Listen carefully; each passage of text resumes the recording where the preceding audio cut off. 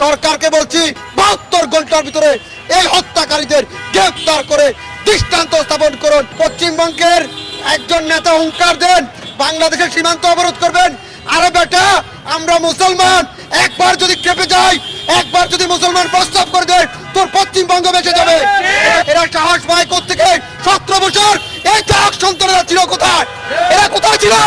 আমার মুসলমান ভাইকে করেছে, রক্ত টকবক করছে। বাবু গয়েশ্বর চন্দ্র রায়কে যখন হামলা করা হয়েছিল তখন হিন্দুত্ববাদীরা কোথায় ছিল প্রতিবাদ করার জন্য?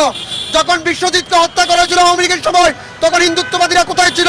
তখন ইসকনের প্রতিবাদ কোথায় ছিল? অ্যাডভোকেট সাইফুলকে আপনার জবাই করে হত্যা করা হয়েছে। এই ইসকন নামের সন্ত্রাসী সংগঠন, এই সন্ত্রাসী সংগঠনে শেখ হাসিনার পাকশালী আওয়ামী লীগ প্রবেশ করেছে। এই আওয়ামী লীগ আজকে 3 মাস শান্তিতে ঘুমিয়েছিল। কালকে থেকে আওয়ামী লীগ নিধন অভিযান নামবে। যারা গ্রামে গিয়েছেন শহর ছেড়ে, শহর থেকে আবার গ্রামে এসেছেন, গ্রাম থেকে শহরে গেছেন, কারো আর রক্ষা নাই।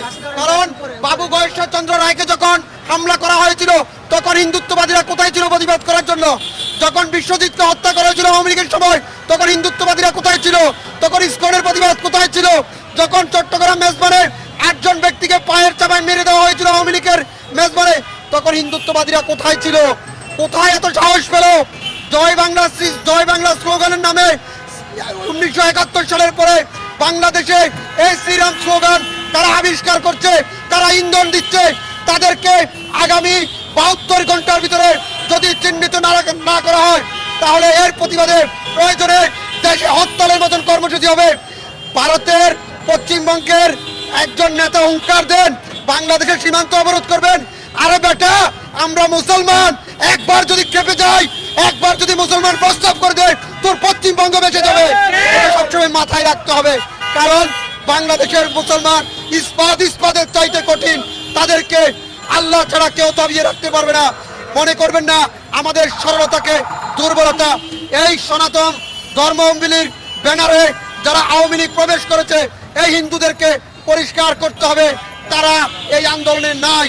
আর যদি পরিষ্কার না করেন, আগামীকাল থেকে হিন্দু দোকানে সকল বেচা কিনা থেকে শুরু করে সকল পণ্যকে বয়কট করতে হবে। ইসকন হিন্দু, এরা এত সাহস পায় কোত্থেকে? 90% মুসলমানের দেশে এরা সাহস পায় কোত্থেকে? 17 বছর এই চাক সন্তানেরা ছিল কোথায়? এরা কোথায় ছিল? আমার মুসলমান ভাইকে জবাই করে হত্যা করেছে, রক্ত টকবক করছে।